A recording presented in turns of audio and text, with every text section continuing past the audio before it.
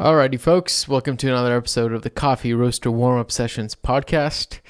Here we are once again every weekend here, with the exception of a few that are not possible. But yeah, let's pour some batchy. There it is.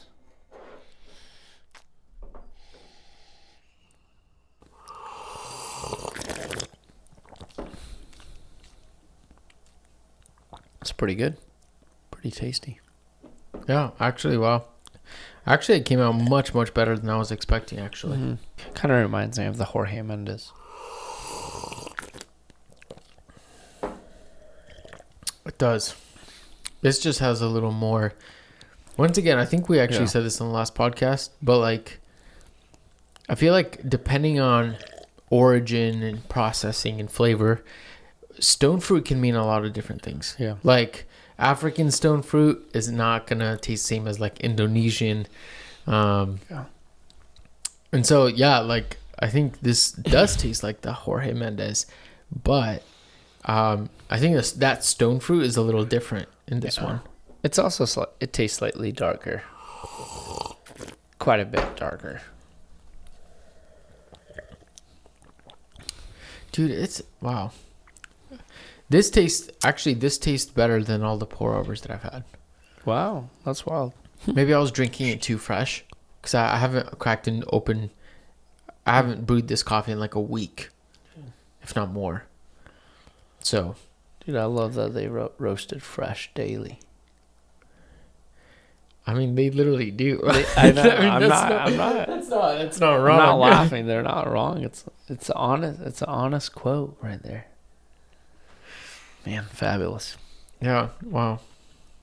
Well, I made a mistake last time, but this time, no mistakes. Mm-hmm. This is a Colombian from a local roaster called Woods Coffee. Mm-hmm. I mean, dude, I love Woods to submit. Dude, to a cupping. Honestly, their SO probably would slap really well. Actually, I bet it would score well. It would do well. So, no complaints, dude. Oh man, it's juicy. It's good. As it cools, it's so juicy. It has a lot of sweetness. Yeah, it's very sweet. Yeah, mouth-watering. Dude, whatever you did on the grind size. I mean, this is as dialed as can be. I don't know if you can get more dialed than this.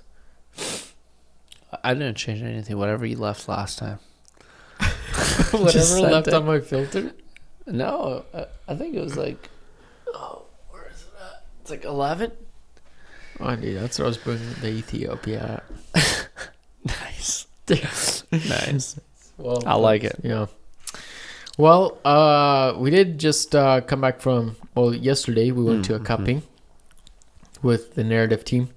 And if you've listened to the podcast a little bit, you know, a little bit, we've mentioned a little bit of their process, but they choose coffees, what they're going to serve. They cup them quarterly, and they do a blind cupping, a blind evaluation, and they have their own unique scoring, how they score and evaluate coffees.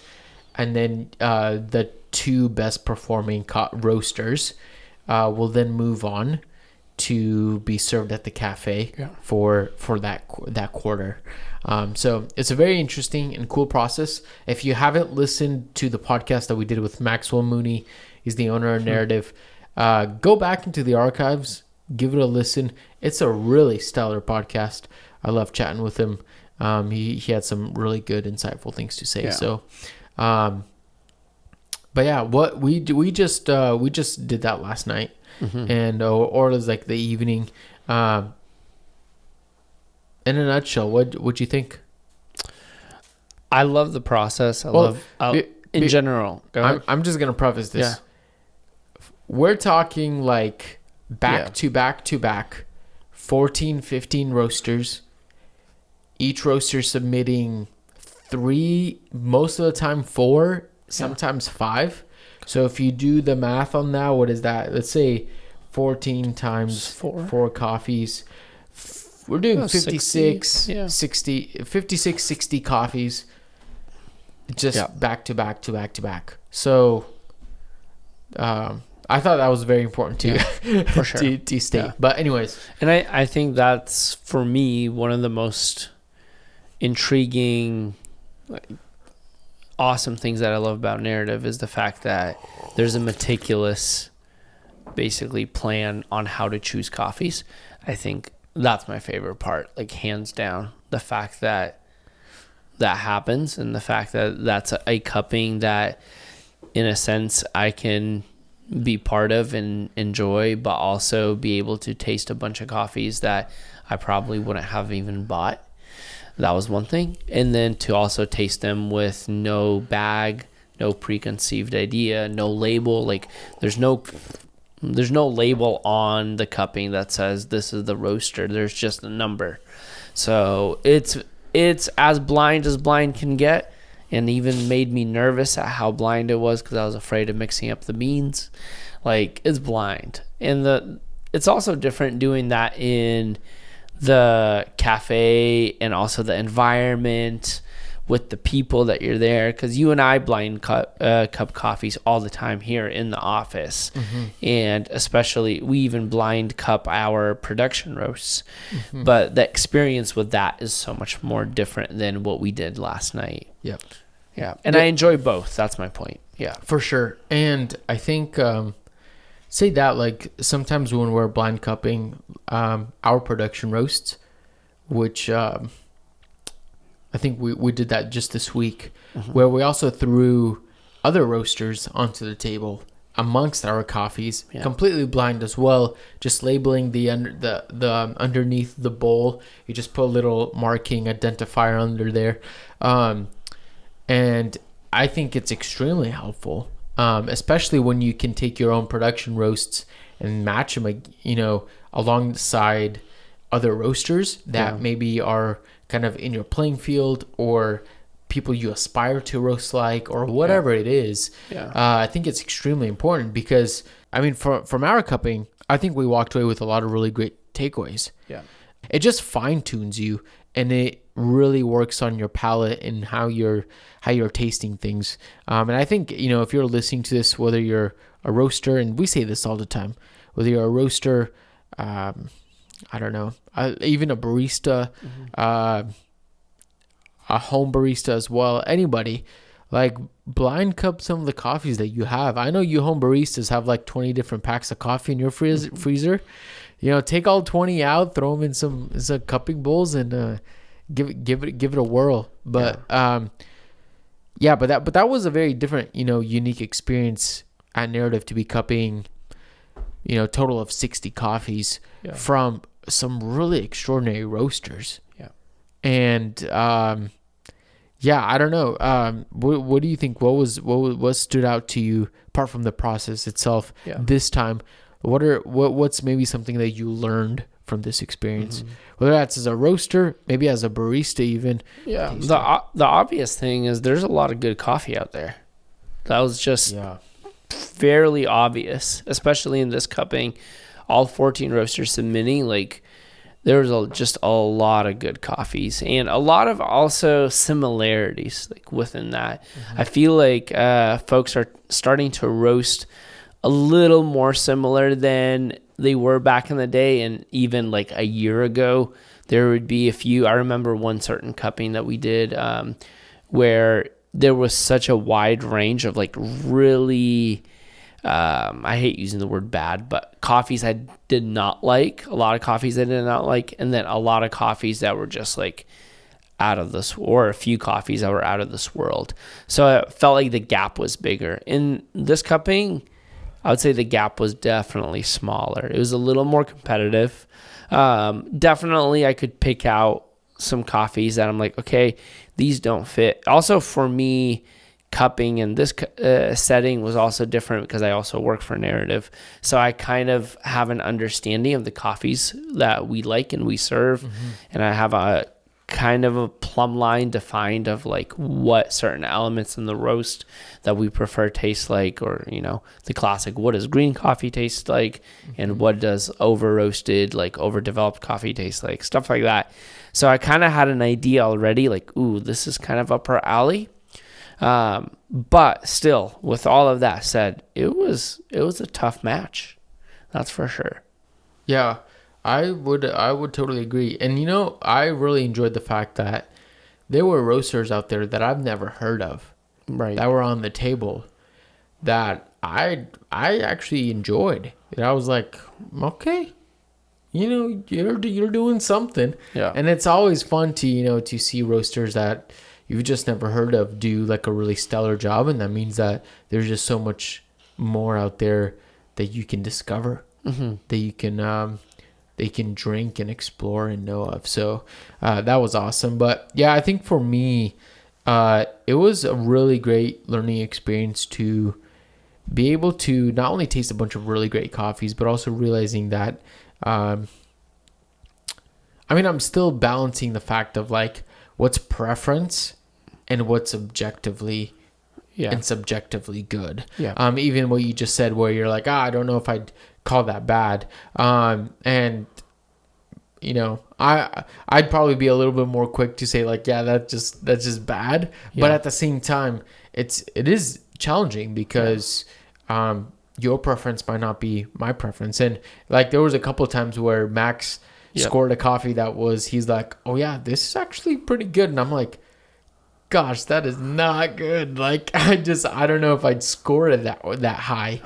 And I don't know. Does that make me wrong or does that make him wrong? But yeah, it was a huge learning experience also for me to also trying to find our coffees actually also in the midst. Yeah, for sure. And then it was actually like we're nearing the end and I'm like, I don't know. There was a couple times where I was like, coffees, somewhere in there. And I actually enjoyed the way our coffees cupped on that table. Like all of them were like pretty satisfactory for me. Like you and I had a quick little chat when we cupped our fourth coffee, which was the decaf. Yeah. And I was like, yo, that's it. Because I was super familiar with the flavor of that coffee. And I drink the decaf probably more than you. Yeah. I drink it at home and I pull out an espresso at home. Like I drink it many different ways. So I enjoy that coffee a lot. And therefore, like for me, it sticks out. In the same way, there are times when you and I have had Manhattan coffees. They, by the way, didn't submit. Yeah. So everyone knows.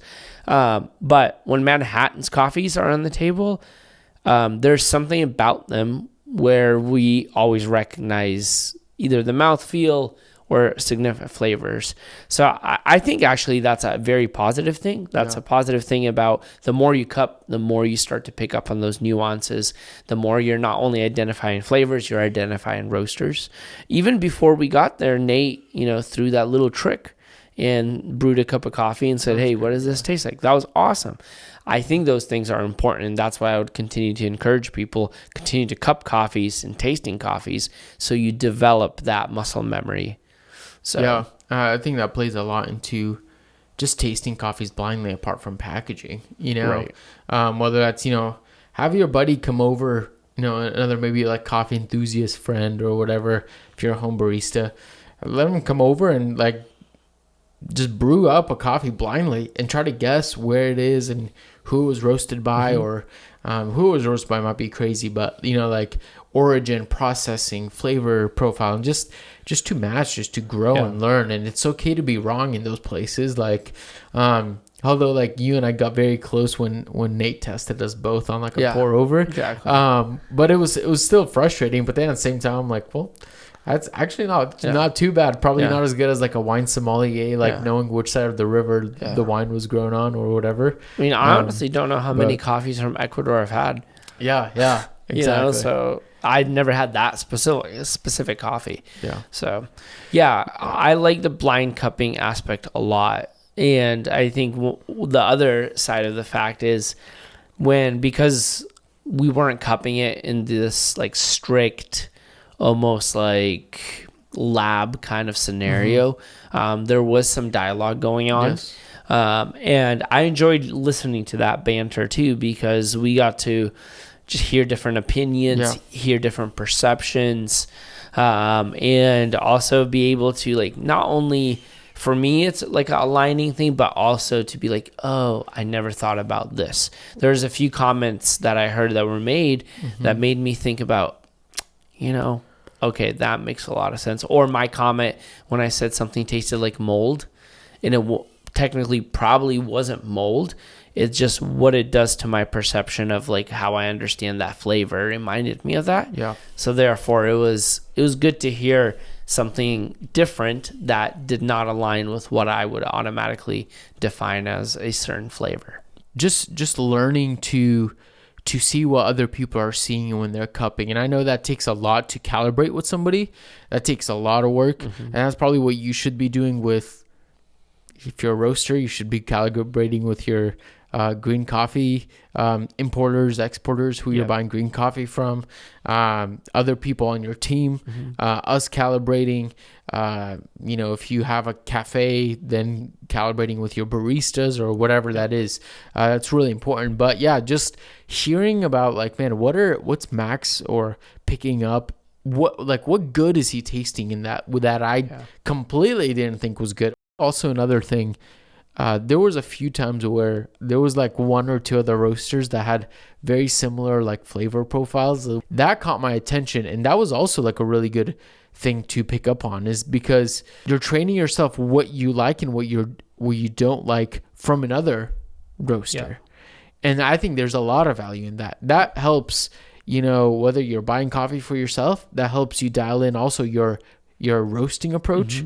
That was extremely helpful and fun. Yeah, and also I think from a green coffee sourcing perspective, whenever a coffee from El Parillo or any Bermuda's coffees that's on the table, whether it's roasted by Manhattan or someone else, it really piques my interest, because I'm like, am I picking up on how well Manhattan is roasting the coffee, or am I just picking out on like outstanding green coffee? Which it's definitely both. I think Manhattan does a great job in roasting, but I also think Diego's coffees are exceptional.